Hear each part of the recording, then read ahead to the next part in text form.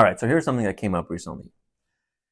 You got to be careful if you're making an offer, if you're signing a promise to purchase on a tenant-occupied property that you intend to occupy yourself once you sign the deed of sale.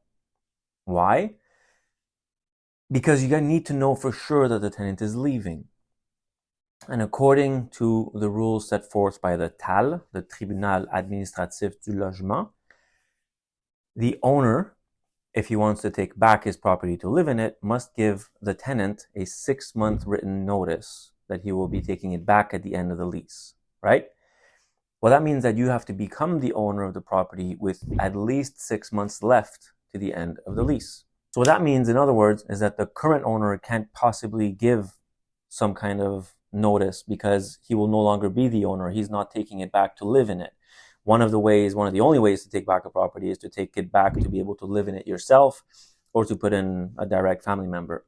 So if you're making an offer on a property that has a tenant in it at the moment and they tell you, oh, they're leaving at the end or they agreed to leave, you need to safeguard against that. There's different ways to safeguard against that we can discuss if you want to just give us a call, or you need to get something that's written on paper, but you can't just take their word for it, because you can have a pretty sticky situation once you've signed the lease and the tenant says, oh, well, no, I'm not going anywhere.